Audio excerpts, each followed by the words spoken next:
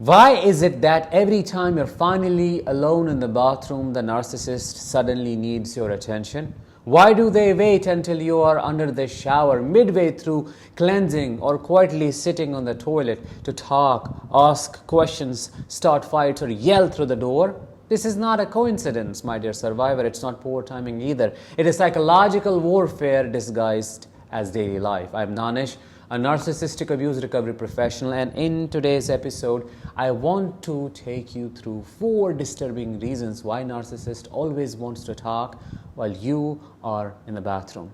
Once you understand what's really going on behind these interruptions, you will never ignore them ever again. So let's begin with number 1. They do not want you to feel calm or safe. The bathroom becomes your safe haven when you are with a narcissist. It's the only room where you can close the door, sit with your thoughts, and finally breathe without performing for anyone. For someone living in a narcissistic environment, it's often the last remaining pocket of solitude, a tiny corner of the war zone where the nervous system can begin to reset a little. And that's exactly what the narcissist knows and doesn't want to happen. They want you hyper-aroused, on edge, tiptoeing, tuned into them at all times. The moment they sense you are alone and unplugging from their energy, they panic. But instead of expressing that fear, they convert it into sabotage. Suddenly, there is a fake emergency. The children are screaming. They can't find something, that's what they say. They cannot find something they never needed, that's the truth. The phone rings non-stop, or they start yelling accusations through the door. It's chaos by design.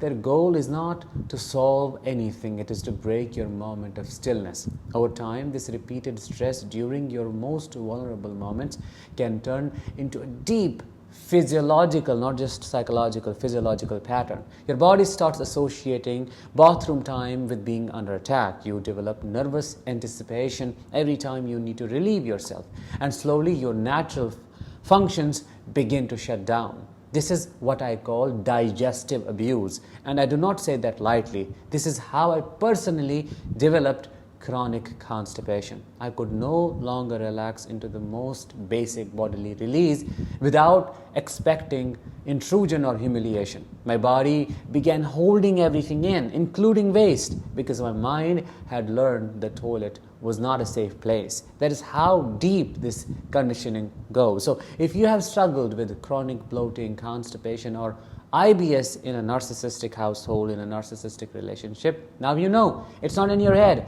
it's literally in your nervous system. Number 2, they think you are cheating on them. Narcissists themselves will spend hours in the bathroom texting, sexting, grooming, recording videos, scrolling through dating apps, and obsessing over their looks. They will create a private little universe in that room, convinced they are entitled to disappear from reality for as long as they please. But the moment you take a little extra time in there, suddenly you are under suspicion, you are under the scanner. Who are you texting? Why are you taking so long? What are you hiding? These are the questions you will get asked, and they won't be harmless in nature. They are projections. What they have been doing behind closed doors is exactly what they now fear you may be doing. And because they know how easy it is to manipulate others behind a locked door, they assume you are doing the same thing to them. You may not be texting anyone. You may be just breathing or scrolling for a moment of escape. Maybe you are even texting a friend who understands what you are going through. That's not cheating, but they don't see that. They only see betrayal, a make-believe thing. They will accuse you, demand your phone the moment you step out, and become visibly aggressive if they do not get access to your private conversations. Some will even hover outside the bathroom door trying to listen. Others will install tracking apps or start fights just to create emotional chaos that throws you off balance. This is more than jealousy, it's ownership. They do not want love, they want extreme control. Number 3, they feel abandoned and disrespected. Narcissists do not have a stable self-identity, you know that. Their sense of self depends entirely on what? Constant attention, validation, and the emotional labor of others, in this case, yours.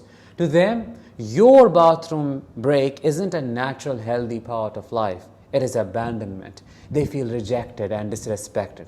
They feel left alone with their own emptiness. And they can't handle that. They do not want a partner. They want a mother, someone who is always available for that infant, who anticipates their needs, regulates their emotions, and never steps away, not even to pee. So the moment you are out of sight, they spiral. They throw tantrums, they ask the same question again and again, they shut off the water supply to make a point. They bang on the door until you are forced to respond. And if you take too long, they rage. The bathroom becomes the battlefield where their abandonment wound plays out at your expense. I've seen this firsthand. My father used to do it all the time. Every time I stepped into the bathroom, there would be a knock. Every single time. He would ask, "What is taking you so long?" Or, "What are you even doing in there?" Not because he needed anything, but because he could not stand the idea of me having a moment he was not in control of. That's how crazy it is. It was not about time, it was about power, about reminding me that even behind closed doors, I was still his property. Number 4, they want to disrupt your spiritual cleansing. This is the one no one talks about, but it's the most important of all. You see, water holds sacred meaning across different cultures. Bathing is not just about hygiene, it's symbolic. It represents renewal, release, and cleansing. Every time you take a shower or a bath, you are not just washing off dirt, you are shedding energy, their energy. You're washing away what isn't yours. You are resetting your field. And that is what narcissists fear the most. They do not just want your body, they want your energy, they want your attention, your exhaustion, and your grief, your confusion. Because as long as you are spiritually polluted, they remain relevant, they remain attached. But the moment you begin to cleanse emotionally, energetically, or spiritually, they feel you slipping out of their grip, which is unacceptable. So they interrupt your water rituals instinctively, predatorily. They sense the shift. They sense the release, and their goal becomes to re-anchor their energy inside you. That's why the knocks come right as you begin to feel lighter. That's why you feel heaviness after they disturb your shower. It's not just annoyance, it is energetic intrusion. They're literally inserting themselves into a moment of purification so you do not come out cleaner, calmer, or more detached. They want your spirit clogged, because clarity is dangerous to a narcissist, to their illusion. The bathroom, for many survivors, is the first place they start to remember who they are. It is where you look into the mirror and start seeing your truth. It is where you cry without judgment. It is where your silence finds stillness, and that stillness is sacred. Narcissists hate anything sacred because sacredness is private, and privacy means what? Freedom, which is what they do not want you to feel or to achieve.